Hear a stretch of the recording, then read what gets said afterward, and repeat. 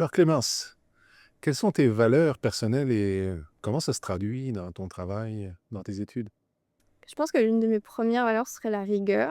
Pour moi, c'est important de toujours donner le meilleur aussi, de ce que je peux faire et de toujours travailler de façon rigoureuse, de bien faire attention à ce que je fais, de pas bâcler mon travail et de bien aussi m'organiser pour que ça se fasse. Donc ce serait, je pense, ça et aussi, en termes de valeurs plus personnelles et comment je le traduirais dans mon travail et notamment comme dans mon choix d'organisation. Je pense que j'ai envie d'avoir un impact positif sur la société et pas forcément, juste de faire mon travail donc de laisser une marque, en tout cas à ma hauteur, mais ce serait de porter des valeurs, sur la finance durable, par exemple, ça pourrait se traduire là-dedans, de faire en sorte que mon métier, au-delà de, la finance et tout ce qui s'ensuit, ait un impact positif sur la société et tout ça peut se traduire, par la finance durable en investissant dans des compagnies, avec, des meilleures valeurs au niveau de l'ESG, qui ont une gouvernance, bah, justement, on en parlait, qui va être plus, représentée, où il y a plus de femmes qui sont représentées dans le board ou, en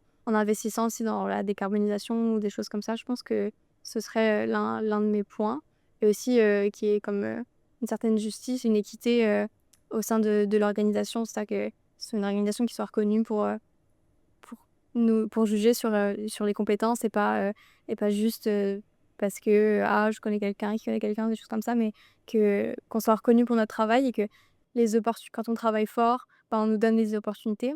Je sais aussi qu'en tant que femme, des fois, on va peut-être avoir tendance à pas forcément c'est comme aller chercher les opportunités.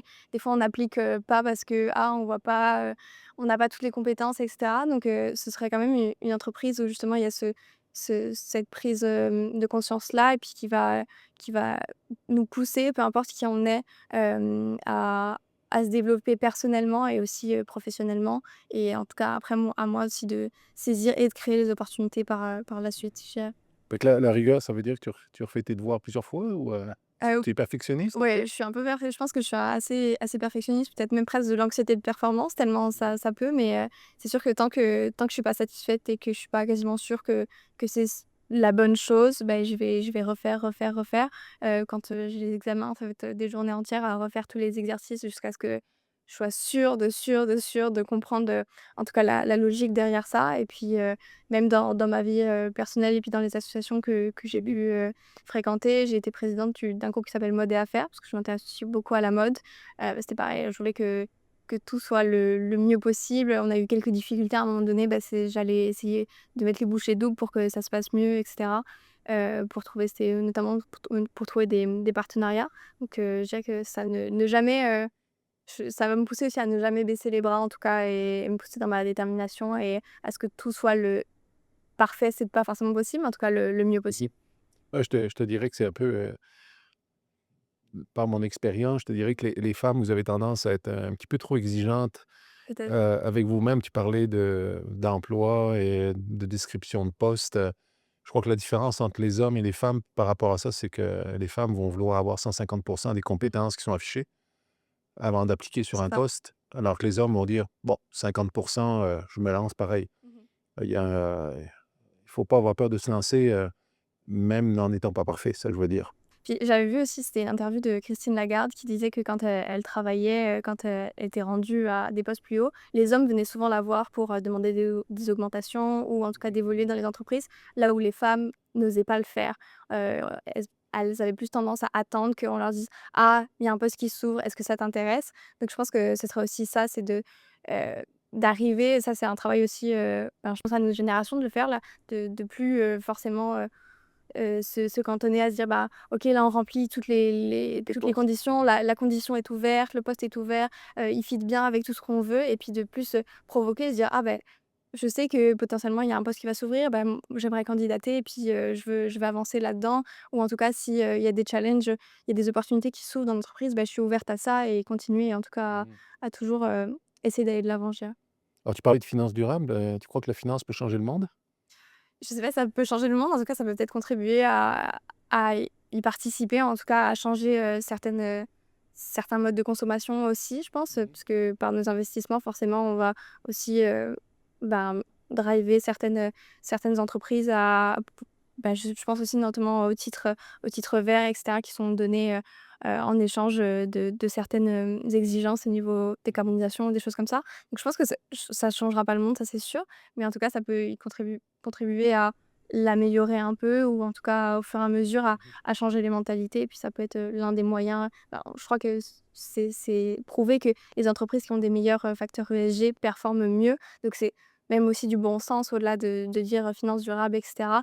C'est pas juste de la mode, c'est aussi que, ben, dans le temps, on voit que c'est les entreprises qui vont mieux performer, qui vont avoir moins de défauts parce que la gouvernance est meilleure, parce qu'elles font plus attention à leurs coûts, parce que réduire aussi, les déchets, bah, ça va être aussi à la réduction de Mmh. coûts. Donc je pense que ce serait ça. Donc la finance durable aura réussi quand on parlera plus de finance durable, mais que ça sera la finance tout court. C'est ça, C'est c'est un ça, peu hein? ça le c'est un peu ça le but, je pense. Ouais. Comment souhaites-tu avoir un impact positif dans ton travail?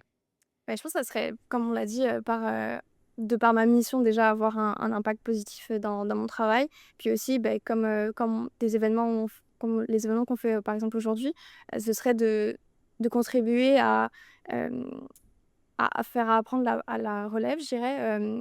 L'une des l'une des, un des événements qui m'a fait en fait, décider d'aller en finance, c'était un événement de femmes en affaires qui est une des associations de HEC. C'était Femmes en finance justement et je me suis dit: «Beh, pourquoi pas moi?» Parce que finalement, qu'est-ce qui m'en empêche? J'ai toutes les capacités et cetera donc ce serait de rendre aussi, l'appareil j'ai la chance d'être là aujourd'hui, Mmh. d'avoir un prix et cetera, qu'on m'offre un stage. Mais ce serait aussi, ben, moi, si je peux aider mes camarades de classe, par exemple, bah, de continuer, à les aider. Si je peux les pousser: «Ah bah tiens, regarde, je connais telle personne, si je sais que toi ça t'intéresse», beh, en tout cas essayer de pousser le plus possible et une fois dans les entreprises, je sais qu'il y a beaucoup d'entreprises maintenant qui font du mentorat aussi, que ce soit pour les hommes ou pour les femmes, mais je pense que c'est important de quand, nous, entre guillemets, «on a eu la chance d'avoir quelque chose», de rendre l'appareil et d'avoir justement cet impact, significatif. Si quelqu'un, peut avoir, bah, ça si j'ai des amis qui peuvent avoir un stage, grâce à moi, beh, j'en serais tout à fait heureuse et j'attends rien de leur part, mais c'est juste que je préfère, savoir qu'ils ont un stage, que je sais à quel point ça peut être difficile aussi, plutôt que juste, faire mon chemin et puis ne pas penser aux autres et juste, penser, à ce que je veux moi, je dirais. Donc tu veux faire de toi une ambassadrice de finance auprès Je peux, je oui, j'aimerais bien, pourquoi pas, mais en tout cas, je pense que c'est important ce qu'on disait déjà dans la première partie de féminiser le monde de la finance, qu'il y ait plus, d'images. Je pense que s'il y avait un Warren Buffett féminin, bah, ça Mmh. changerait déjà forcément les mentalités. Je dis pas que je serai la prochaine, ça c'est sûr, mais en Je tout le cas, souhaite. oui, hein, j'espère, ouais, mais en tout cas, je pense que ça pourrait contribuer à vraiment, changer l'image, du monde de la finance, puis aussi, en général, à continuer, à Mmh. progresser, sur le leadership féminin, je pense. Effectivement, parce qu'il y a une grosse différence entre ce que les gens pensent que la Ouais, finance est et la réalité de la finance. c'est ça, Il faut y être pour le comprendre. c'est ça. Donc, écoute, on te souhaite, d'être une belle ambassadrice, de la finance J'espère, j'espère. et puis, ben, je te remercie beaucoup d'avoir pris un peu de temps pour répondre à nos questions. Bah, merci à vous. Alors bonne journée. Bonne journée, merci.